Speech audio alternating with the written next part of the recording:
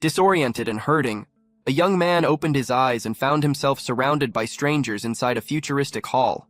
The noise around him crashed into his senses, and his confusion grew worse with each passing second. In front of him stretched a huge, sterile chamber packed with dozens of other lost and shaken people. The impossible sight struck him hard, and a quiet breath slipped from his mouth. With strangers on every side, his thoughts spun wildly between kidnapping and some unreal dream. Then a sharp ache stabbed through his head and pulled out a memory he had forgotten. Through the fog of pain, one important image finally returned, the strange letter he had received. His memory drifted back, revealing Xiao Lin, a recent graduate with no job to his name. Rather than building a normal career, he survived as a pro gamer, unmatched when it came to power leveling. Win after win, he ruled the virtual world, grinding through days and nights to make money. Sitting back in his messy room, he finally gave himself a short rest after finishing the job. During that brief break, he scrolled through his phone without the slightest clue about what was coming next. A picture of a happy-looking couple on the screen reminded him of what he lacked, and that thought stirred the memory of his father's cruel words. The same reason he had moved out to live alone. He had been ready to prove himself, but he never imagined what that choice would bring. Late that night, a dark delivery man showed up with a package for Xiao Lin. The moment he opened it, a strange dark force exploded from the mysterious letter and swallowed him in a storm of swirling blue power, exposing an admission notice to a place called Dawn Academy and starting a forced teleport, and in the next instant the energy disappeared, leaving only the letter behind. Xiao Lin then appeared in a strange place, unable to tell whether all of this was some twisted joke. A voice broke through his confusion as a man looked down at him with a smug expression and stepped over him, making light of how long he had taken to wake up. But he was not the only one there, because the other freshmen were also panicking, yelling that they had been kidnapped, while the one holding them showed no concern for their threats. Instead, he released a frightening surge of purple energy from his sword, crushing the panic in the room with a brutal display of power. Then, with one order, he demanded absolute silence. The new student stood still as the man grumbled about the poor decisions made by the admissions department. His irritation was obvious, as he dealt with the same kind of fools every single year. The instructor's harsh words echoed through the chamber as he blamed someone for wasting their time. After that, an advisor presented Dawn Academy and described it as a new world meant only for the chosen who trained there. Then his female colleague revealed the greatest reward of all, immortality itself, waiting for those who succeeded. The students were left stunned by the scale of that promise, and once the speech ended, he ordered them to get ready for a possible evaluation, making it clear this was no ordinary abduction. One after another, they stepped into a strange pod for a possible evaluation, but the first student's result was miserable, earning nothing more than a cold look from the evaluator. Another recruit performed a little better, but even that score was far from impressive. As more ordinary results kept appearing, the evaluator openly complained about how poor the new recruits were. At last, it was the boy's turn to enter the machine, his face giving away nothing. But the scan dragged on far longer than normal, and a drop of sweat ran down his temple. The evaluator caught the delay at once, and a grin slowly formed as he sensed that something about this kid was different. Finally, the system signaled completion, and the boy released a quiet breath of relief. Before the evaluator could stop him, curious to see whether the long scan had found some hidden talent, his eyes widened the moment the data appeared, showing a result that felt impossible. The system displayed Xiao Lin's profile, and his stats turned out to be shockingly low in every category. His instructor could only stare at the total attribute score, a pitiful 9 points. Deeply disgusted, the man made it clear he had never seen numbers this bad in all his years. Branded as a failure of his generation, Xiao Lin burned with anger, wishing they had simply sent him back home. Every trace of hope vanished from the instructor's face, and all of his expectations collapsed under those results. With one last dismissive remark, he turned and walked away, leaving the boy by himself in the dark. That insult stirred something in his memory, bringing back a painful chain of moments from everyone who had ever called him worthless. A bitter smile spread across his face as he remembered a life marked again and again by that same word. Even with a supposed new beginning in front of him, his fist tightened, because the label still refused to let him go. The instructor held out an ID plate and warned that taking the test would be nothing less than suicide. Then, making the choice for him, the man threw the plate aside and cast away his chances without hesitation. But in an instant, Xiao Lin sprang forward and caught the golden plate in midair. Getting back to his feet, he made it clear that numbers would not decide who he was because he would choose his own road. Entertained by that resistance, the man smirked, ready to watch reality break the boy's will. Nearby, a purple-haired woman heard the exchange and began to question the meaning of the word gifted. The instructor reacted with scorn, brushing off the truly gifted as lucky people born with greatness already waiting for them. He then faced the others and warned them to focus only on surviving the test. But a woman with long black hair stepped forward and challenged the Academy's grand promises. Adjusting her glasses, she demanded to know the price behind such impossible power. The instructor identified her as Gu Ziyu, the one with the highest stats, before explaining the currency used by the school. With a calm sign of understanding, she accepted the cruel truth of the world they had entered. Another student watched her in shock, realizing that she was the most promising recruit among them. The instructor then gave everyone directions on how to access their personal status screens. Following that command, Xiao Lin focused on his golden ID plate and activated the system. His stats appeared on the screen along with a terrifying truth. Every death would take 10 years from his life. Panic broke out as the other students understood the real stakes, with their lifespans now tied to everything. But while the others cried out in fear, an unusual calm settled over Xiao Lin's face. At that exact moment, a system alert flashed before his eyes, announcing that a hidden talent had been unlocked. He stood frozen in shock, unable to understand how someone treated as trash could possess something like that, and his thoughts nearly stopped from the impact of such an impossible twist. Xiao Lin glanced around, wondering whether he was the only one hearing the system's message. His screen showed an unknown talent, one that had no match anywhere in the entire database. The details described a strong copy ability that also increased his learning efficiency twofold. Choosing to keep things simple, a firm look rose in his eyes, and with a faint grin he gave his new power the name Top Student, confirming the choice as the system moved into its final evaluation.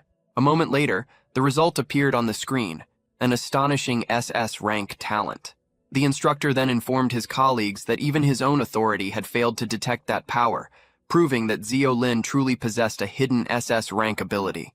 A confident smile slowly formed on Xiao Lin's face as he realized this could become his greatest advantage. Elsewhere, another student broke down over his short lifespan, terrified that one wrong move would kill him instantly, but the instructor simply struck him on the head and told him to use his brain. He coldly explained that with only 4 years left, any penalty would mean immediate death, then added that lifespan in this place functioned as currency for gaining power and resources. The frightened student was left completely shaken by that cruel truth, while the advisor explained that the academy offered strength and knowledge, a way to change their fate. He promised them wealth, a longer life, and even the possibility of reaching immortality itself. The purple-haired woman then questioned how far this new reality extended, asking if it applied everywhere, and the man confirmed that as long as they remained on Earth, this law would rule over them. Once the explanation ended, the instructor silenced the crowd and announced that the entrance test would begin at once. He ordered everyone to remain exactly where they were, then snapped his fingers to start the process. A system voice then declared the beginning of a teleportation countdown, preparing to move them all away. When the number 3 appeared, the students stood tense and ready, bracing themselves for whatever was coming. The count dropped to 2, and Xiao Lin watched with a firm, focused expression. At 1, a vortex of purple energy swallowed the entire group and carried them away. Left alone inside the now empty hall, the instructor complained about his terrible luck with this year's recruits. Then his frustration twisted into a burst of wild laughter that echoed across the chamber, until another instructor arrived, called him Old Chin, and snapped him out of that strange state. The newcomer then smugly bragged that his class had received 2 gifted students, 1 A rank and 1 B rank. He pushed even further by mentioning a genius with more than 40 attribute points, which only made Chin even more irritated. This instructor scoffs at the rumor, insisting that SS talents are nothing more than a myth in the database. In a flash, the new recruits are transported deep into a foul-smelling goblin nest. Overwhelmed by the stench, Xiao Lin gags and covers his mouth in disgust. Before him, a holographic screen appears, displaying the details of the upcoming test. It explains the entrance test, a required escape mission with optional quests to kill goblins. Each probationary student is then given a starter pack containing 1 random weapon. A key message appears, confirming that this test has no death penalty. When the other recruits hear that their lifespans will not be deducted, they celebrate in relief. Closing the screen, Xiao Lin receives his weapon, a beginner staff with an F-rank skill. As he grips it, A new skill immediately unlocks: Basic Staff Mastery. The system of skills in EXP feels familiar right away, almost exactly like the games he plays. With that realization, a determined light appears in his eyes. He immediately channels dark purple energy into the staff's crystal, then slams the weapon into the ground and releases a powerful shockwave. The ground cracks apart under the force of the magical blast. He realizes that simply using the weapon grants XP, but his mana is too low to rely on spells. With his SS rank talent, he knows his skill growth will be twice as fast as everyone else's, but a sudden burst of pain reminds him of his physical limits. His terrible stats mean his mana pool is far too small to cast many spells. Nearby, another student unlocks a greatsword skill and plans to grind levels before starting the quest. Meanwhile, others realize the time limit exists to stop them from grinding forever. That gives Xiao Lin an idea. He needs a physical weapon so he can make better use of his talent's advantage. So he approaches Gu Xiaoyu, the top recruit, and asks to trade weapons with her. He studies the offer and reasons that skills must consume some kind of mental power or mana, concluding that the dagger suits her better, while the staff is a bad fit for him. He asks whether the trade is worth making. After accepting the exchange, he passes over the staff while warning about the need for proper aim, and in return he gets a beginner dagger, which immediately unlocks a new mastery skill. He quickly understands that if he wants to survive this test, his best option is to build a team. Wearing a pleasant smile, approaches Gu Xiaoyu and asks to join forces with her. Then a large man carrying a huge sword steps in and makes the same offer. He brags about his strong stats and insists that he is the best partner she could choose. Calling the other guy nothing more than a pretty boy, Wang Delin claims he is the safer choice if survival is the goal. Gu Xiaoyu only looks back at him, her face cold and impossible to read. His offer is answered with silence, and the nearby students quietly laugh at how quickly he is shut down. The embarrassment soon turns into anger, and his face twists with open rage. Looking for someone to blame, he fixes a harsh glare on Xiao Lin. The bully grabs the boy by the shirt and aggressively demands to know what he is looking at. He then throws insults at Xiao Lin's terrible stats, treating him like worthless trash who cannot even understand weapons. But Xiao Lin calmly answers that passing this test depends on more than raw strength alone. Furious at the reply, the brute tightens his grip and makes it clear that he intends to teach him a lesson. A slight grin appears on Xiao Lin's face, untouched by the threat in front of him. He then calmly lets the bully know that chance is already gone. At that exact moment, a snarling goblin drops from above, landing right behind the distracted brute. A heavily built student barely manages to cut down a goblin and curses himself for being careless. Another goblin suddenly rushes in with its claws stretched forward, catching him completely unprepared. With an angry shout, he swings his massive blade in a desperate counterattack. Standing above the dead body, he admits that the surprise attack had nearly finished him off. Then he turns towards Xiao Lin and accuses him of standing there just to enjoy the sight of him struggling. But his angry words stop at once when he notices dozens of shining eyes staring from the dark. In the next second, a full horde of goblins pours out from the tree line, ready to overwhelm them. Fear spreads through the new students as they scream at the sight of such impossible numbers. The air fills with cries of terror as the monsters launch their violent attack. A girl with purple hair swings her sword wildly, desperately trying to keep the creatures back. Nearby, another student is brutally cut across the chest by a goblin's claws. He drops to the ground and ends up completely surrounded by the snarling green monsters. Xiao Lin blocks one attack, and the force of the clash confirms that this life-and-death situation is real. The awful smell and burning pain strike another student when a goblin grabs hold of her. Then Gu Ziyu stands her ground, her staff crackling with strong purple lightning. A goblin's claw reaches him, and the feeling is disturbingly real to Xiao Lin. All around him, the other recruits are being killed, forcing the truth onto everyone that this is no game. One student notices a safe area and shouts for the others to retreat into a nearby cave. Without wasting a moment, Xiao Lin shoves another person aside and fights his way toward the shelter. He knows the cave can give them temporary safety, but a heavy feeling tells him that this is far from over. A system timer appears above them, confirming his fear that their protection is already counting down. Forcing himself to remain calm, he tightens his grip on the dagger, ready to study the desperate situation around him. He refuses to sit there and wait for death, and his determination grows stronger with every passing second. As he practices a swing, a system notice suddenly appears, awarding him experience for his dagger mastery.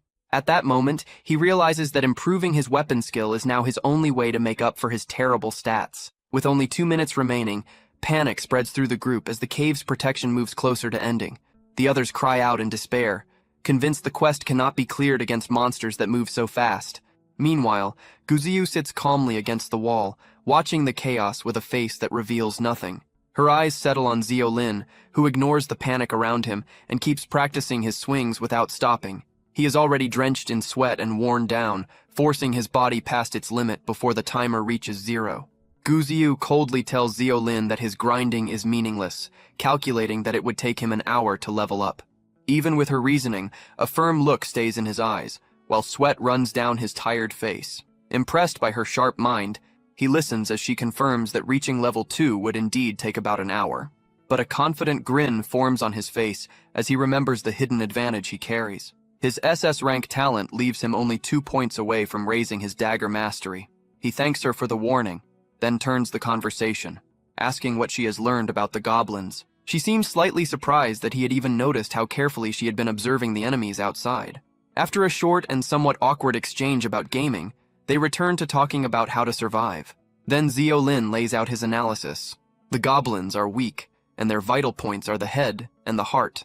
Looking at the frightened survivors, he concludes that fear is the true enemy in this test. Once courage breaks, any chance of victory disappears with it and leaves behind nothing but despair. With only 2 minutes of protection remaining, Guziyu announces that it is time to move.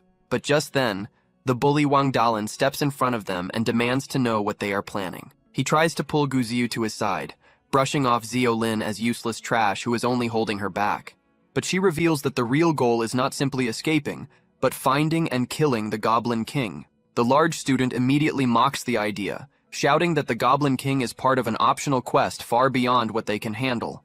Xiao Lin calmly explains that the existence of that quest suggests there must be some trigger, possibly connected to the number of goblins they kill. Guziyu agrees, and concludes that a kill count is the most likely condition for making the boss appear. With a sure smile, Xiao Lin confirms her thought, convinced that reaching a certain number of kills will summon the king. Another student voices her fear, and questions why they should risk fighting a boss when even the smaller goblins are already deadly enough. Xiao Lin answers that, with no death penalty involved, this is a high reward and zero risk chance they cannot afford to ignore. He argues with force that this is their best shot to gather credits and change their fate, urging them to take the chance. His words strike the others, and they begin to realize they may as well gamble, since the cave's protection will not last. The bully laughs off Xiao Lin's plan and demands that everyone listen to him instead, using his higher starting attributes as proof. Guziyu shuts down his bragging without emotion, stating that his 32 points are only a little above average. Then she reveals her own overwhelming attribute score with a single number, 46. After that, she follows it with one simple and icy order for the bully to keep quiet. Frozen into silence, the brute can do nothing but stare while the other students witness his complete embarrassment. Xiao Lin is left completely stunned by the reveal, realizing that her power is more than 5 times greater. His own strength now felt painfully small beside hers. Taking control, Guziyu announces that anyone who wants rewards must follow her lead if they want to succeed. Steps up and starts directing the group, ordering the brawny fighter to act as the frontline tank against the goblins. She then tells the archers to split into teams and cover the battle from the rear with ranged attacks. When her attention turns to Xiao Lin, and she gives him a role in the new formation, he accepts without hesitation, already planning to finish off weakened enemies to make up for his poor stats. With the plan decided, the students get ready to leave the cave's safety and face the horde outside.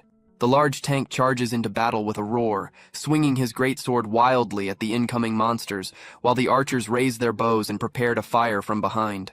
Their arrows fly straight and hit several goblins, but the creatures keep rushing forward without slowing down. Still, one monster slips through the attack and jumps at the purple-haired archer with its claws extended. At the last moment, Xiao Lin cuts in and blocks the strike, his blade already set for the kill, and one clean slash drops the goblin, giving him his first kill of the test. He explains that his method is to save energy and land only the final hit, and he puts that idea to work again by quickly finishing a second goblin with sharp timing.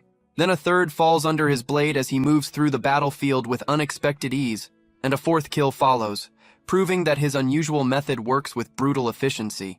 The brawny student mocks him at once, accusing Xiao Lin of doing nothing but stealing kills when the monsters are already weak.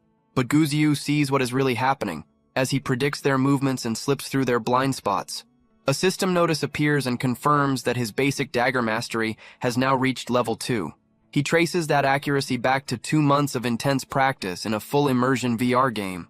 With a confident grin, he pulls up a holographic system screen and prepares for the next step. A system reward then unlocks a new skill called Heavy Strike, while purple energy begins to gather around him. Excited by the level up and the new skill, he realizes that only 1 goblin remains before the quest is complete. His dagger starts to glow with power as he pins down another goblin and gets ready to deliver the last hit.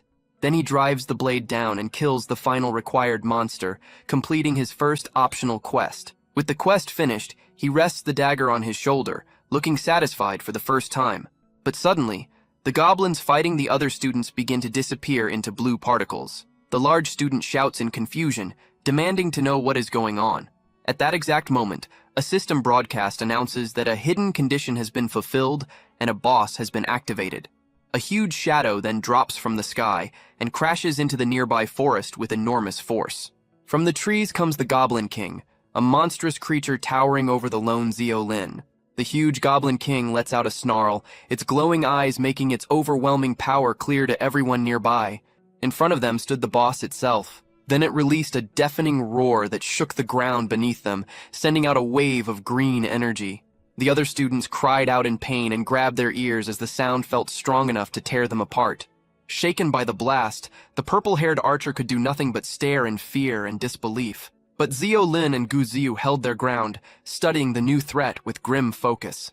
Before them stood the dungeon boss, and its massive health bar confirmed their worst fear. The close view of the creature revealed glowing eyes that promised a harsh and deadly fight ahead. Xiao Lin quickly notices that every lesser goblin is gone, leaving only the king before them. Panic spreads through the group as the others see the impossibly long health bar and become sure that victory is out of reach. That fear causes one student to break completely, shouting that he is done before turning to run for his life, while Xiao Lin calls out to him. Xiao Lin tries to warn them about the goblin's clear weakness, their very narrow field of vision, but the beast's other senses are far more dangerous, with its sharp teeth exposed in a silent threat. Its hearing and sense of smell are extremely sharp, making any attempt at stealth almost useless. The fleeing student's panicked cries instantly pull the Goblin King's full attention toward him, proving Xiao Lin's point. Even the large Wang Dalin watches in horror, sweat running down his face as he understands the deadly mistake. Wang Dalin then tries to rally the others, shouting that their numbers should be enough to bring the monster down. With a roar, he jumps forward and brings his massive greatsword crashing toward the monster's head.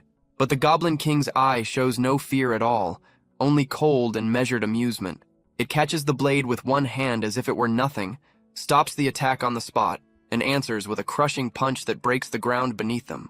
The brute is thrown backward, screaming as he crashes into a rock wall, and his body breaks into blue particles while the other students watch in frozen horror.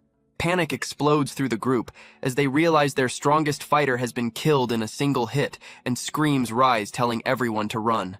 One student lets out one last desperate cry while trying to escape the slaughter, only to end up trapped beneath the monster's huge falling foot. Lifting its giant club, the beast gets ready to smash the fleeing survivors, then sends another student flying with one savage swing. She hits the ground hard and looks up in terror as the monster prepares to finish her. But then a sudden blast of purple energy slams into the creature's arm and stops the attack. The Goblin King lowers its gaze to its smoking arm as its health bar finally appears for the first time. Frustration tightens Gu Xiaoyu's face when her magic attack barely misses the huge target. She immediately understands that attacking the limbs is pointless and that only its vital spots matter. Her original plan runs through her mind again, with the others holding the line while she attacked from a distance. But now that their formation has completely collapsed, that entire strategy is useless. Looking up at the monster's enormous leg, she sees how badly everything has fallen apart and admits to herself that her carefully built plan had been far too ideal for such a cruel reality. A sudden shout from Xiao Lin pulls her out of those thoughts and warns her to run for her life. At the same time, he jumps forward, his glowing blade cutting in to block the king's crushing attack. The monster's eyes flare with anger, enraged by this sudden resistance. Then, with a furious roar, it slams its giant club down on the very spot where Xiao Lin had just been standing. While catching his breath, Xiao Lin confirms what he has figured out. The Goblin King always targets the one closest to it. He then calls to the archer and tells her to draw the monster's attention while attacking from a safer distance. Though unsure at first, the purple-haired archer forces herself to steady her nerves and agrees to follow his plan. Turning to Gu Xiaoyu next, he explains that her magic is the key to slowly wearing down the monster's health. With the new plan in motion, the archer raises her bow while Gu Xiaoyu gathers a large amount of magical energy. Gu Xiaoyu's blasts of power crash into the Goblin King, which responds by swinging its own demonic weapon. The monster's club smashes into the ground, but Gu Xiaoyu realizes that their combined attacks are actually working. Xiao Lin shouts for her to keep going and pushes her to maintain the non-stop pressure. Driven into rage by the repeated attacks, the Goblin King releases a deafening roar full of fury. Its huge hands seize the energy spears buried in its chest as it prepares to strike back. A violent wave of green energy bursts from its body and destroys the magical projectiles. The blast throws the purple-haired girl backward, and Xiao Lin reaches out in desperation to save her. But the Goblin King remains before them, injured yet still far from beaten. Now only Xiao Lin and Gu Xiaoyu are left, standing alone against the monstrous boss, and she wonders whether they even have any chance with all the other students gone. Xiao Lin quickly judges their position and asks how much mana she still has left for attacking. She answers grimly that she can manage no more than 2 additional shots. He tells her to aim for the head if she wants the most damage, but she admits the beast moves too fast for her to strike it properly. A confident grin appears on Xiao Lin's face as he says that he will make the monster hold still for her. Then, in a flash of blue light, he activates his unique skill, Top Student. His unique ability immediately studies the boss's skill and reveals a powerful shockwave stun. Remembering how everyone once treated him like trash, he drives his foot into the ground with new strength. A system notice then confirms that he has copied the shockwave skill, marking this battlefield as his own. A sharp look fills his face as purple energy sparks from his eyes and he gets ready to act. As the Goblin King lifts its club to release another attack, Xiao Lin rushes forward to face it head-on. He realizes that the boss's version needs a long setup, while the skill he copied can be used much faster. With his own shockwave now active, he prepares to block the monster's crushing move. He times everything perfectly and smashes his blade against the king's falling fist, trusting his theory that any skill can be interrupted with enough force. The monster staggers backward, and its powerful shockwave is completely shut down by that perfectly timed counter. Xiao Lin's gamble pays off, proving his idea right and opening a key weakness in the monster's defense. While catching his breath, he tightens his grip on his sword, knowing the fight is still far from over. But the monster recovers quickly, and his copied skill now enters a 30-second cooldown, but a destructive blast of purple energy strikes its palm, leaving Xiao Lin wide open. As the king gets interrupted to fire another deadly attack, Gu Xiaoyu is left stunned, realizing she has only one shot remaining as she tries to understand how he managed to stop the monster. The Goblin King stumbles backward, briefly shaken by Xiao Lin's impossible interruption. A system notice reveals that he copied the boss's shockwave skill, which is now on a 16-second cooldown. As the beast regains itself, it lifts a giant boulder and traps Xiao Lin, who instantly knows he cannot escape it fully. A wild grin spreads across his face as he decides on a reckless answer. Instead of trying to dodge, he plants himself in place and chooses to take the crushing attack head-on. Gu Xiaoyu cries out in horror as she watches the huge rock crash down on him. When the dust clears, he is still standing, injured but alive, proving that he somehow survived the direct hit. The monster roars again, but he already knows that his copied skill works only at very close range. If he wants the attack to land, he has to get dangerously near, so he rushes straight into the beast's personal space. He waits for the exact moment, his eyes locked on the system timer as it counts down. Then, with a furious shout, he releases his power the instant the skill's cooldown finally ends. The system confirms the activation of his copied skill shockwave. A violent burst of purple energy explodes from his blade and slams into the Goblin King at point-blank range. Tired but successful, he shouts for Gu Xiaoyu to fire her last and most important shot. Gu Xiaoyu releases one final and devastating blast of magic straight into the Goblin King's face. The monster's head bursts into digital particles, and its health bar disappears completely. A system notice confirms that the Goblin King has been killed, marking the completion of their second optional quest. Tired but victorious, Xiao Lin looks down at Gu Xiaoyu, relieved that the battle is finally over. But the strain suddenly catches up to him, and he collapses while muttering about the safe zone quest, forcing her to catch him before he hits the ground. When she looks at the timer on the portal, dread settles over her as she realizes they are not going to make it back in time. Meanwhile, inside a high-tech briefing room, the academy instructors review the freshman test results. The head of admissions begins going over the overall performance and rankings for the batch, revealing that an incredible 15 students managed to reach an S rank this year. The announcement shocks the other instructors, since S rank requires clearing every quest and surviving, which leads some of them to brag about which classes have the most gifted students. But the admissions head makes it clear that there are 13 confirmed gifted students, the highest quality seen in 10 years. One instructor sinks into his chair and complains that his class is the only one without a single gifted student. Even so, the admissions head tells him that his class still managed to break 2 school records. He then reveals the first record. 2 non-gifted students from that class achieved S-rank ratings. In the same high-tech briefing room, an official continues discussing the entrance exam results and reveals that a new academy record has also been set for the lowest combined attributes ever recorded. Images of Xiao Lin and Gu Xiaoyu appear, showing 2 complete opposites from the same class. At the same time, Xiao Lin wakes up and is shocked to discover that he is alive and fully healed after the test. A system screen confirms his S-rank rating and rewards him with a huge amount of credits and points. His eyes move toward Gu Xiaoyu, and he realizes that she must have carried him to the safe zone after he collapsed. But then the purple-haired archer from the dungeon suddenly calls out to him with a cheerful wave. She thanks both of them again and again, admitting that she owes her rank score entirely to them. After explaining that she was killed by the boss, she asks whether they actually managed to defeat the king. Xiao Lin confirms their victory with a confident grin, leaving her stunned and impressed, but another student nearby reacts with open scorn, clearly refusing to be impressed by what they did. He mocks the result as nothing more than blind luck and claims that Xiao Lin only survived by clinging to Gu Xiaoyu. Ignoring the bitter student, Gu Xiaoyu walks over and calls out to Xiao Lin herself, telling him that they need to speak alone about what happened during the battle, and the two of them move to a quiet corner to talk about what followed their impossible victory. Xiao Lin thanks her for saving him, but she coolly describes it as a mutually useful choice made for the rewards, admitting that his interruption was the only reason she had been able to land the final and decisive strike. He is left stunned by her cold reasoning, realizing that she had measured every part of the fight. Gu Xiaoyu then asks how he managed to interrupt the boss, something that should have been impossible for him, but she also promises to keep his secret, earning only a quiet word of thanks from Xiao Lin. Then she shifts the topic and suggests that they add each other as friends through the system's communication function, showing him how to open the interface with a simple mental command. Following her lead, both of them activate their built-in system interfaces with their minds. A holographic screen appears and shows his stats, and she asks for his student ID so she can send the request. And a moment later, a friend request from Gu Xiaoyu appears on his personal display. Without pausing, he reaches out and taps the accept button on the glowing screen. A system message then confirms that their new connection has been successfully created.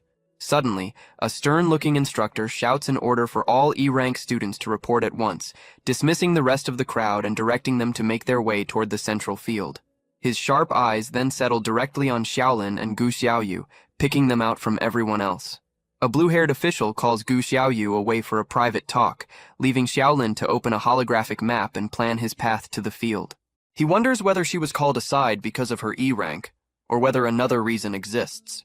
When he reaches the massive field, he finds a huge crowd of students already gathering there, and Gu Xiaoyu soon rejoins him, confirming that she did not reveal anything important during her discussion.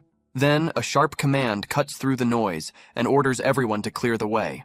A commanding group of upperclassmen marches forward and forces the freshmen into formation. Their blue-haired leader stands before them, with a glowing crystal in hand and the air of someone used to authority, introducing himself with a confident grin as the president of the student council.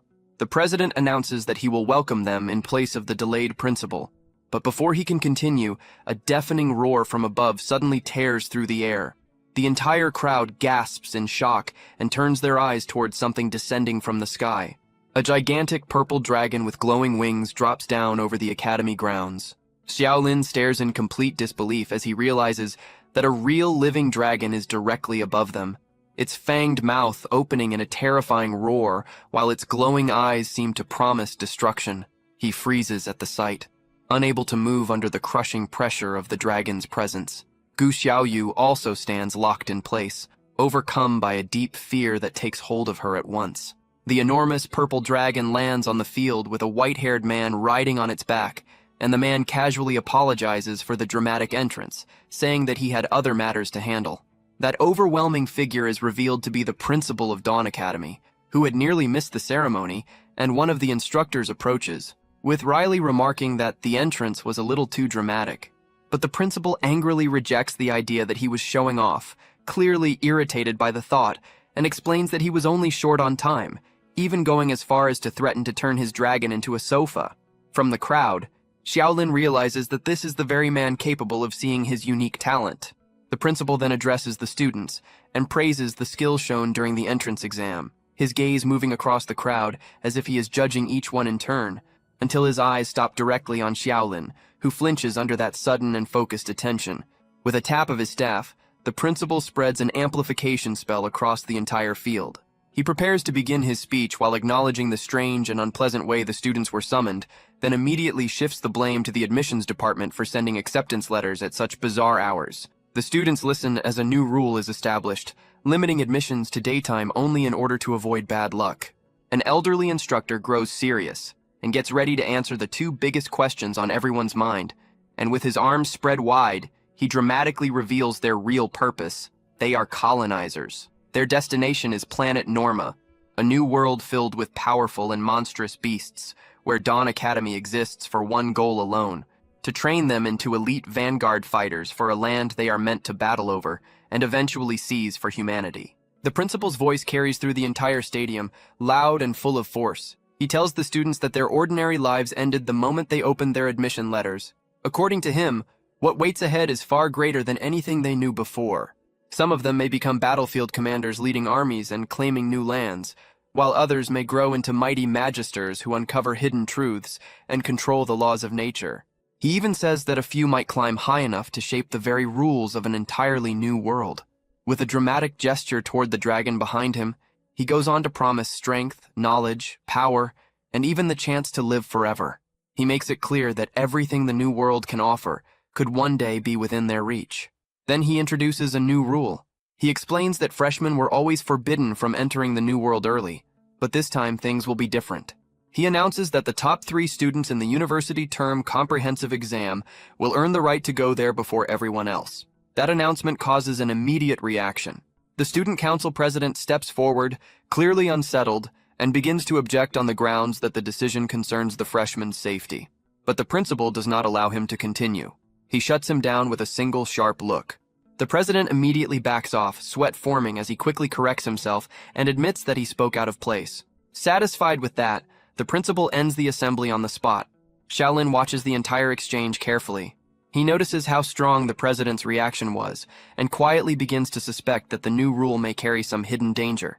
Even so, he does not linger on that thought for long. He decides that his real focus should be using everything the academy offers to grow stronger. Just as he is about to leave, Instructor Qin Chuan calls out and tells him to stay behind. Xiao Lin turns back, and Qin explains that under academy rules, the top scorer in the entrance test automatically becomes the class monitor. Since Gu Xiaoya stepped down, the position now falls to him. Qin adds that being monitor comes with extra credits, better access to resources, and special benefits, things that could greatly help someone ranked at the bottom. He also explains that the role will be reassigned after 3 months, once the comprehensive exam is over. At that very moment, a holographic message appears. A message appears in front of Xiao Lin, informing him that Instructor Qin Chuan has appointed him as the acting class monitor of freshman year class 7. Chen tells him to review the extra manual sent by the smart brain before leaving. On the way to the dormitory, Xiao Lin keeps thinking about what those privileges truly mean. At the reception desk, a sophomore explains the dorm rules, saying the doors close at 7 p.m. and open again at 6 a.m. She warns him that staying out overnight will cost him credits. Xiao Lin nods and takes in the information, but the moment she checks his ID, her entire attitude changes. She looks surprised and excited when she realizes that he is a class monitor. When Xiao Lin tries to play it down and explains that he is only an acting monitor, she brushes it aside and makes it clear that no ordinary student would hold that position. She introduces herself as Zhang Tingting and eagerly offers to help him collect supplies and choose a room. As she hands him a green freshman uniform, she casually mentions that sophomores wear blue, while speaking to him much more comfortably than before. She leads him to his room, which turns out to be a private one, something reserved only for class monitors. Regular freshmen have to share their rooms. Xiao Lin looks around the space, clearly impressed by what he sees. Zhang Tingting reminds him not to lose his identity nameplate, explaining that it is required for entering rooms, buying items, and checking into classes. Before leaving, she adds him as a friend and tells him that he can ask her anything about school life. She waves as she heads off and reminds him to choose his courses carefully. Now by himself, Xiao Lin begins to understand how much strength shapes status in this place. He wastes no time and decides to handle course selection immediately. He gives the command to open the course selection table, and a huge list appears in front of him. There are basic stat courses such as swordsmanship, sabermanship, boxing, archery, and meditation. Then there are secondary stat courses like taijutsu, perception, balance, focus, resilience, movement, parry, and dodge. On top of that, there are compulsory subjects covering the history, language, and geography of the normal world. The number of choices feels overwhelming at first, but Xiao Lin reminds himself to stay focused. He knows the required subjects are fixed, and he must choose one main combat course along with 3 secondary ones. He decides to rely on his scholar talent, knowing it can help cover for his weak stats. He thinks through the choices carefully. Since his talent increases his learning speed, he decides to build around that advantage. He chooses basic swordsmanship for its flexibility, basic taijutsu to improve his chances of surviving in battle, and basic meditation to strengthen his mental focus. Once he confirms his choices, a blue screen appears and lets him know that the selection is complete. The next day, Xiao Lin arrives at the swordsmanship training ground. He swings his sword at a wooden training post, putting force into every strike. A system message appears and shows that his swordsmanship experience has increased. A faint blue glow surrounds him as he keeps training, and his progress becomes far faster than before. With the help of his talent, Xiao Lin understands that the force of a strike comes from the waist rather than the wrist. Once that key point becomes clear to him, his movements grow faster, and his training gains much sharper focus. Before long, his swordsmanship reaches level 3, and he notices that he is improving at nearly twice the normal speed. Nearby, another student drops to the ground in total exhaustion, complaining that his arms cannot take any more. Watching all of this, the instructor Chung Na remarks that this year's freshmen are even worse than she expected. She then warns everyone that no one will be allowed to leave until reaching level 3 in swordsmanship. One student starts complaining that choosing her class was a mistake and says she is far too harsh. Others join in and point out that it usually takes at least 3 hours just to reach level 2. Through the noise, Xiao Lin calls out to Chung Na and gets her attention. He tells her that his swordsmanship has already reached level 3 and asks whether he can leave early. Hearing that, Chung Na looks directly at him, clearly unconvinced. She questions whether he is making a joke out of her. Inside the training arena, Chung Na calls Xiao Lin over and refers to him as that lucky guy with single-digit stats who supposedly rode his teammates' efforts to an S-rank evaluation.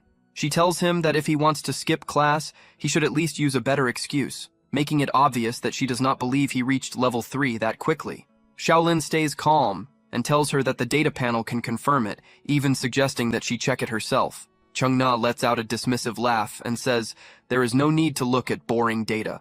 With a faint grin, she decides to settle it in her own way. A red system warning suddenly appears, announcing that the substitute teacher, Chung Na, has activated high-level teaching permissions. Blue digital codes spread through the air, and the surroundings begin to twist and change. Another notice appears right after, informing everyone that the all-system training simulation arena is about to open and telling the students to prepare themselves. Xiao Lin looks around as the training ground fades away. In its place appears a dark and empty wasteland covered with piles of skulls and bones. Chung Na now stands there in dark armor that looks as if it were made from bones. She tells him that instead of staring at numbers, it makes more sense to test things in actual combat. A system message appears and welcomes them to the all-system combat simulation arena. They stand beside the remains of a giant skeletal creature, while Chung Na explains that the Academy removed the original rules of the normal world and poured huge resources into creating this training space. She steps closer and tells him that although he will not truly die there, everything he feels, including pain, will be completely real. She adds that opening this arena has already cost her a large amount of exchange points. Then, with a simple wave of her hand, Armored skeleton soldiers begin to appear one after another. Skeleton soldiers begin climbing out of the ground. Chung Na tells the brat to prove his level 3 swordsmanship in actual combat, pointing out that these skeletons are about as strong as the goblins from the entrance exam. Then she sits on a throne made of bones and watches him with an amused smile. She tells him that if he manages to clear this dungeon, she will let him leave class early, not only today, but in the future as well. At that exact moment, a heavy blade swings toward Xiao Lin. He shifts aside just in time as a system interface appears and displays the mission details. The undead dungeon has opened and he can clear it either by surviving for 40 minutes or by defeating 20 skeleton soldiers. Xiao Lin presses his lips together and thinks that opening something like this just to test a freshman's level is far too extreme. Another notice appears and informs him that he has received a fine iron dagger with low physical attack power. He tightens his grip on the weapon, sweat appearing on his face as he understands his choices: either endure until time runs out or fight through the entire group. He chooses to fight. He rushes forward and slashes a skeleton across the neck. The system updates his progress and shows one enemy defeated out of 20. As he moves, he calculates the situation in his head. If he keeps aiming for weak points, each skeleton should take around 2 hits, which means about 40 clean strikes to finish them all. After preparing himself, he steps toward the middle of the group. From her bone throne, Ching Na watches closely. She had not expected this at all.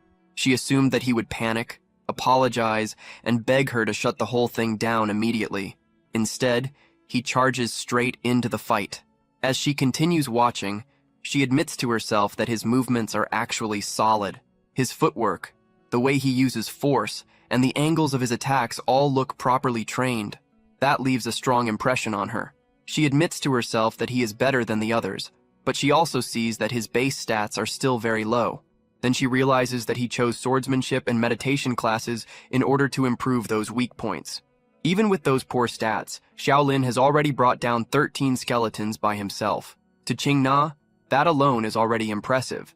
The timer shows 28 minutes remaining, but his stamina is starting to fade, and one of the skeletons manages to strike him in the back.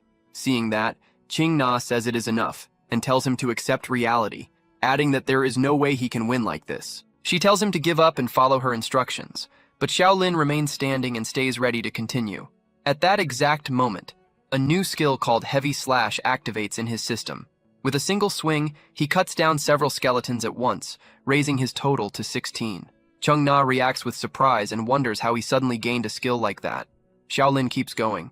He uses the attack again and clears the rest of the enemies one after another until all 20 skeletons are defeated. When the final one falls, the challenge is complete. Breathing heavily, he looks toward Chung Na, who is still seated on her bone throne. With a tired smile, he tells her that he has completed the condition she set at the beginning of class. Hearing that, Chung Na starts to think that a freshman reaching S rank may not have been luck after all. Elsewhere, the scene shifts to the Academy's student council room. A green-haired girl hands the files on the S rank and A rank freshmen to the president. She mentions that there is something unusual he needs to examine, then points out that one freshman's class schedule is especially strange. The president reacts with surprise when he learns that Xiao Lin has enrolled in every class available. At the infirmary, the situation grows tense as Chung Na comes under heavy criticism for treating a freshman that way. She snaps back at the student president and calls him a midget, even though he is only trying to explain that her methods are too extreme. The teacher argues that she has to be stricter precisely because they are freshmen who need proper guidance. In the end, their clash reaches a deadlock, while the boy finally shows signs of waking up. He opens his eyes and quickly realizes that he is in the infirmary, with the student president confirming that the simulation does not restore stamina. That is why students still need care afterward. Since the boy passed out, he was brought here, but Xiao Lin already feels much better and should recover fully soon. With that settled, the president orders Chung Na to leave because he wants to speak with the boy in private. The woman is fierce and clearly annoyed, but she eventually follows the order and walks out. Right before leaving, she fires one last remark at Xiao Lin, confirming that she will keep her promise and let him leave early whenever he wants from now on. At the same time, she warns him that people who train martial arts with that level of intensity usually do not end well. Chung Na slams the door behind her, while Xiao Lin finds her more interesting than everyone else seems to think. Putting that aside, the president has something to explain and asks whether Xiao Lin read the part, saying he is not advised to take too many courses. Swordsmanship, movement, and taijutsu belong to the physical courses. Meditation, spells, and perception belong to the magical courses. Both systems offer different paths of growth, and dual cultivation may have benefits, but it is also exhausting, with each branch splitting deeper and deeper. By sophomore year, maintaining dual cultivation can cost nearly 7 times more energy for a student. Even knowing that, Xiao Lin understands the idea, comparing the structure to a tree where the higher it grows, the farther the branches spread apart. Both cultivation systems work that way, and even if the path is painfully hard, he is not willing to throw up his hands and quit. Besides, his skill is the key to making it work. That kind of confidence surprises the president, and before their talk can continue, he receives a message from the principal approving the boys' course selections. The president leaves after assuring him that a new schedule will be arranged to fit Xiao Lin properly. The strange part is that the principal's message arrives at such perfect timing that even Xiao Lin feels confused. He wonders whether the man is always watching him, or whether it has something to do with his talent. Speaking of the principal, the scene shifts to his grand office, where the man looks gloomy and disappointed. Dawn Academy's control system, a spiritual essence, asks what happened. The principal mocks the program for taking the form of an anime girl, but aside from that, he stresses that she is the Academy's core and that only a few people can access her. After spending 100 years with that old geezer, the program finds him painfully boring. She wonders why he is acting so bitter, especially when this batch is strong, and they even confirmed an SS rank student. The principal explains that an average person's stats sit at 10 points, the Academy average is 20, and Xiao Lin sits at a depressing 9 points. He is even worse than ordinary. He only gained a special talent after admission, which means it should have been impossible for Xiao Lin to receive a letter in the first place with such terrible stats. The computer program plays it smooth and suggests that maybe they made some kind of mistake, but that is exactly the real problem. The headmaster reveals that after checking the database, he found something shocking. There is absolutely no record of Xiao Lin's admission. The principal explains that nearly 1,400 students enrolled this year, but one letter is missing, and something like that has never happened in the Academy's history. Since the virtual girl is supposed to be the main control program, he asks for her insight. The girl says that among the 1,360 letters, no errors were reported, so he demands to see Xiao Lin's letter next. In response, she teasingly tells him that she will not cooperate, because even he does not have the authority to view that specific letter. That answer hits the old geezer hard and nearly gives him a heart attack. He cannot believe that even with Academy permission, he still cannot view one single letter. The control program confirms it again and assures him that she is just as surprised. Accepting the loss without making more noise, the old man decides to leave it alone for now. Instead, he tells her to create a backup and encryption of the admission letters. That much she can do, so she begins the encryption process right away.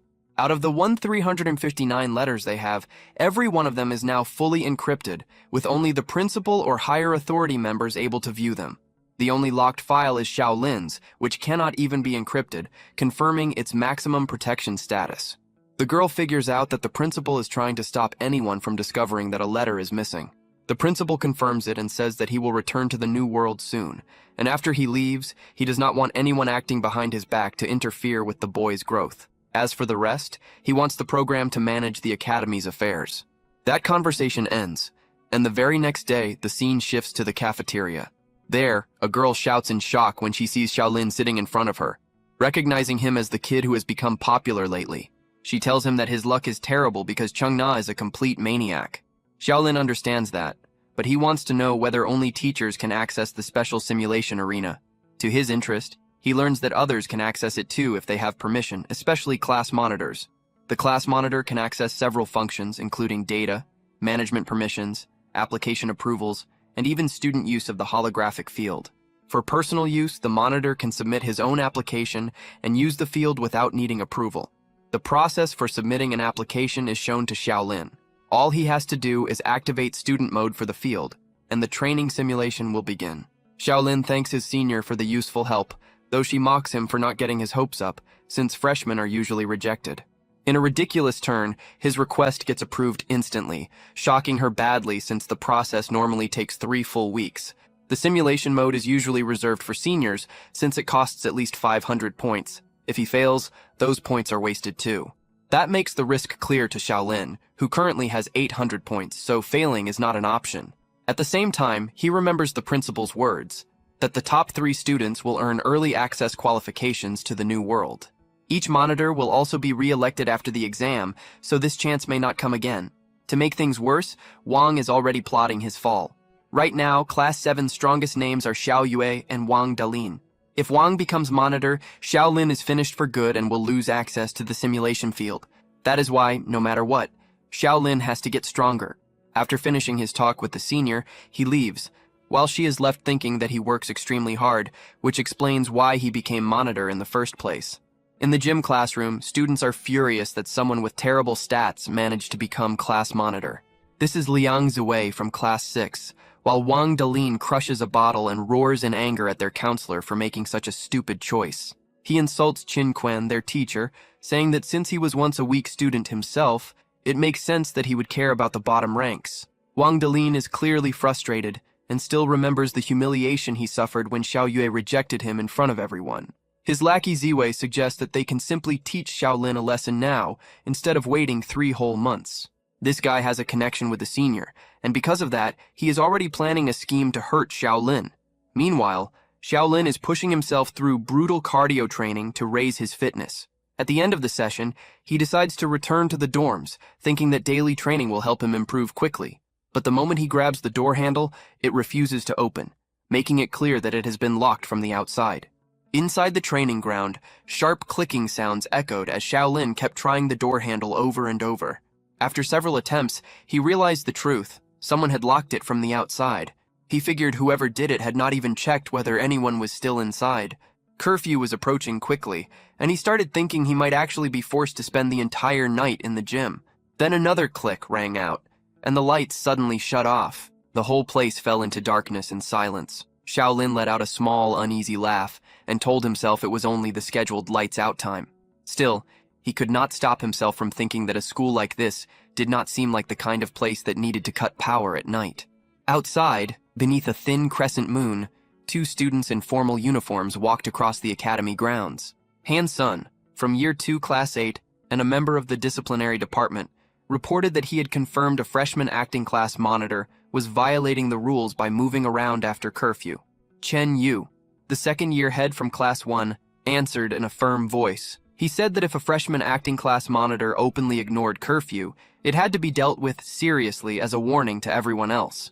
He added that with the principal away and the student council president busy with larger matters, the disciplinary department had to keep order without making mistakes. As the acting head for the freshman year as well, he made it clear that he would not tolerate any carelessness regarding discipline. Han Sun gave a small nod and agreed, addressing him as Brother Yu. When they reached the training ground, Han Sun told Chen Yu that he would go in first and check the place. As he moved toward the entrance, a faint and calculating smile appeared on his face. He figured that since the target had just become acting class monitor, he must be carrying plenty of exchange points. To Han Sun, this looked like a perfect chance to gain something. He unlocked the door and stepped into the dark gym, but almost immediately stopped, letting out a quiet, confused sound. He looked around at the silent treadmills and weight equipment, wondering where the student had disappeared to. Chen Yu entered behind him and asked what was happening. Han Sun casually answered that he thought he had heard something, as if someone were hiding nearby. Meanwhile, Xiao Lin remained pressed tightly against the wall in the shadows, staying completely still while the 2 seniors searched the room. Inside the dark gym, Han Sun looked around in confusion and muttered that this made no sense.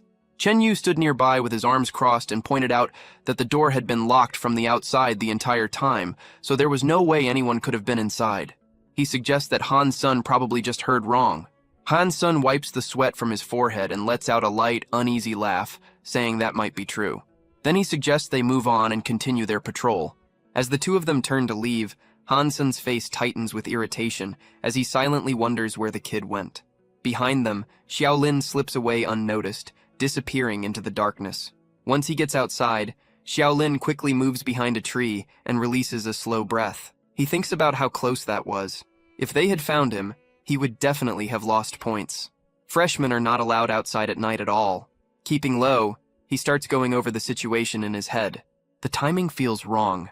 He had been locked inside the training ground, and right after that, the disciplinary department arrived at that exact place. It feels far too convenient. He wonders whether someone set him up, or whether he is just overthinking it. He tilts his head up, looks at the night sky, and pauses. There are not 1 but 2 moons hanging above him. He remembers what the instructor said about the academy being modeled after the normal world, and he realizes that the new world must have 2 moons. The sight feels strange, but somehow captivating. Since returning to the training ground is not an option, Xiao Lin walks into the quiet, moonlit woods. For now, he decides that the most important thing is finding somewhere safe to stay until morning.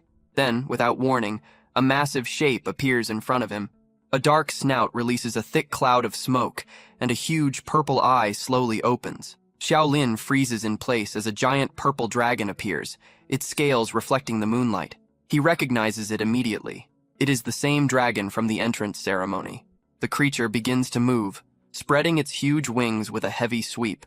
It rises up and towers over him, its glowing eyes locked directly on Xiao Lin. Xiao Lin runs as fast as he can, forcing himself forward while urging himself not to stop.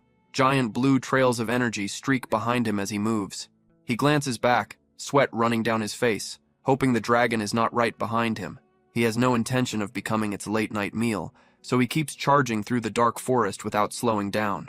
Ahead, he spots a building and immediately heads toward it. If he can get inside, he might be able to hide. He slips through a wooden gate and finally slows down, taking a moment to catch his breath. In his mind, he thinks he should be safe now. There was no way that dragon would follow him into a place like this. Once he steadied his breathing, he began looking around, trying to understand where he had ended up. The place looked like a garden, but everything about it felt strange. The plants were huge and unnatural. Right beside him stood a cabbage so massive it rose above him, making him wonder whether it could even still be called a cabbage. As he walked farther in, he noticed a bush covered with glowing red fruits. A sweet smell filled the air, and he started wondering if they could be eaten. Then his attention moved to a large black bird nearby, something close to a rooster. As he stared at it, he could not stop himself from imagining a perfectly cooked, golden brown beggar's chicken. The thought made his mouth water a little as he noticed how plump it looked. The bird suddenly released a sharp cluck, its eye glowing faintly red as it locked onto him. Without warning, it launched into the air and charged straight at him. Xiao Lin quickly dodged as the bird opened its beak and spat out a huge stream of fire. He reacted in shock, unable to understand how a chicken could do something like that while barely avoiding the flames. Just as the bird flew past, a hand shot out and grabbed it firmly by the neck in midair, cutting off its noise at once. Xiao Lin looked up, still catching his breath, and saw a man in a white robe holding the struggling bird with ease. The man's face remained calm as he looked at him and asked who he was. He then questioned which class Xiao Lin belonged to, why he was wandering around at night instead of staying in his dorm, and what he was doing sneaking into his place and going after his chickens. At night, a stranger stood before Xiao Lin, clutching a black fowl. This meeting would alter Xiao Lin's perspective of the school significantly. Exhausted from the chase, Xiao Lin retreated and inquired about the man's identity. The man introduced himself as Song Jun Lane, Minister of Logistics, with an air of nonchalance, as if a novice trespassing at night were routine. His shabby robe contrasted sharply with his title, indicating power didn't always equate to neat attire. Song Jun Lane eyed Xiao Lin mockingly, scoffing at his rule-breaking after only 2 days. Meanwhile, he continued to grip the chicken tightly as it squawked pathetically.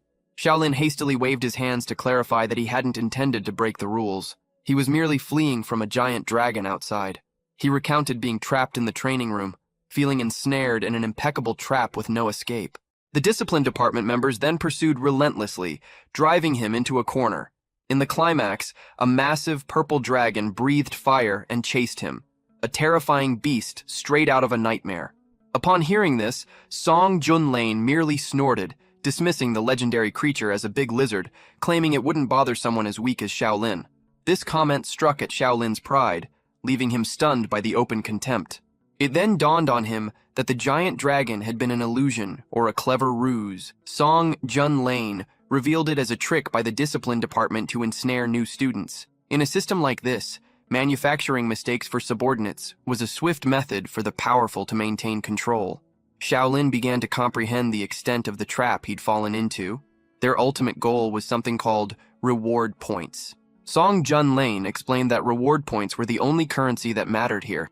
They determined everything from equipment to cultivation resources, and even access to simulated training zones. The discipline department members particularly favored this trap. By creating violations, they forced students to spend their points to rectify them.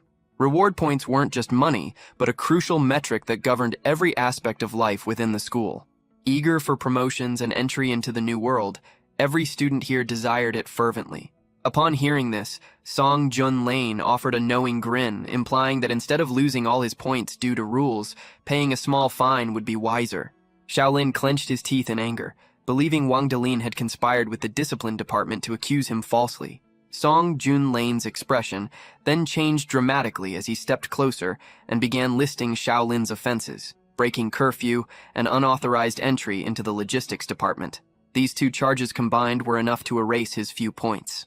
The sound of quick footsteps behind the gate echoed through the tense atmosphere, signaling the arrival of the patrol team in pursuit. Song Jun-lane casually presented a choice. Would Xiao Lin go out and face punishment, or accept an offer to be under his protection? In critical situations, freedom is often given up for safety. Xiao Lin recognized the man before him was no simpleton. He was manipulating the situation to benefit himself. Song Jun-lane smiled with satisfaction at Xiao Lin's quick response. Then, unexpectedly, he asked a question unrelated to the matter at hand.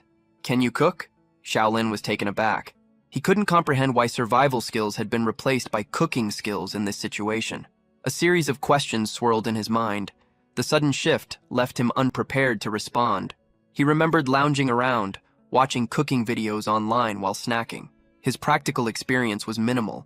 Song Jun-lane promised to handle the people outside for Xiao Lin on one condition.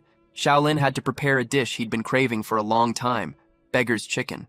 The black chicken in his hand seemed to sense its impending doom, crying out pitifully. The cruelty of power can sometimes be hidden under seemingly humorous requests, but its essence remains coercion. Xiao Lin asked nervously if he truly had to prepare that dish immediately. Song Jun-lane presented two options: go out and accept punishment or stay and cook. In exchange, he would erase all records of the violations, sparing Xiao Lin from losing his accumulated points. Xiao Lin sighed and agreed to make the chicken for him. Song Jun-lane narrowed his eyes and gave a self-satisfied smile. He emphasized that this was entirely Xiao Lin's voluntary decision. With no further words spoken, Xiao Lin began preparing the dish under the watchful eye of Song Jun-lane. Coercion, the peak of manipulation, involves making victims think they're choosing what's best for themselves. Xiao Lin forced a strained smile, silently praying he wouldn't accidentally burn down the entire garden. Song Jun-lane pointed towards the house, instructing Xiao Lin to hide inside quietly. Xiao Lin hurried off, not forgetting to leave a thank-you note for the man who both saved and extorted him. Outside the gate, Chen Yu and his associates were already waiting, their faces showing the arrogance of those with enforcement power. Song Jun-lane strolled out casually, using a superior tone to greet Chen Yu from the discipline department. His indifferent demeanor was a weapon, a silent challenge to the others' rigid rules. Chen Yu adjusted his glasses and coldly explained that Xiao Lin had been acting strangely, so they were forced to inspect the garden immediately. The black chicken in Song Jun-lane's hands was now lifeless, creating a darkly ironic image of its fate. Song Jun-lane curled a lip and asked if they had found any truly convincing cause yet. He blocked the gate with nonchalance, mocking the discipline department for meddling in others' affairs while failing to handle their own. Han Sen growled back, asserting that the logistics department still fell under the academy's central management, and they had authority to patrol and control violations across the campus. Song Jun-lane's gaze turned icy. He directly called Chen Yu a low-level lackey and warned him not to interfere. He issued a stern warning that if they continued to meddle, he would report the unauthorized intrusion into the logistics department's territory directly to the principal. Chen Yu pushed his glasses up, clearly angered and accusing Song Jun-lane of using the principal's name to pressure others. Chen Yu publicly insulted Song Jun-lane in the middle of the night, claiming that everyone in the academy knew his abilities didn't even reach rank C, and that his position as minister was only due to shady connections. In a world that worshipped absolute strength, being labeled incompetent and riding on coattails was a direct attack. In honor's name and position within the system, Xiao Lin hid among bushes, stunned as Chen Yu displayed aggressive hostility towards Song Jun-lane, revealing open disdain. Xiao Lin fixed his gaze on Song Jun-lane as he retreated. A growing suspicion about this enigmatic stranger's true identity filled Xiao Lin. Thank you for your support with my video. May your life be filled with endless happiness and joy. If you enjoyed the video, please like it and comment to show your appreciation. I truly value your support. In the dimly lit area of the academy, Chen Yu and Song Junlang were still standing close. Xiao Lin was visibly worried. He wondered if these two would really come to blows here. Facing Chen Yu's fierce glare, Song Junlang gave an almost amused smile and calmly stated that even with connections, daring to cause trouble showed Chen Yu wasn't as smart as he believed. Seeing the association president humiliated, Han Sen immediately shouted out his disagreement. He argued that while Song Junlang might have good relations with the principal, he couldn't openly disregard academy rules. The disciplinary patrol was an official duty granted by the academy. No one had the right to hinder them from performing their tasks. The atmosphere grew extremely tense, just as a sudden ring came from Chen Yu's communicator. A voice call from the student council president appeared before everyone. Chen Yu's expression changed slightly, and he quickly connected the call. The holographic projection of the student council president appeared with a stern face, directly asking Chen Yu if he was causing trouble in the logistics department. Despite Chen Yu's quick explanation that he was only checking for unusual activity, the president coldly ordered him to return immediately and not bother Minister Song further. Chen Yu clenched his teeth out of anger. It had been difficult to find this opportunity to embarrass Song Junlang. Hansen angrily objected, saying the president was being too one-sided.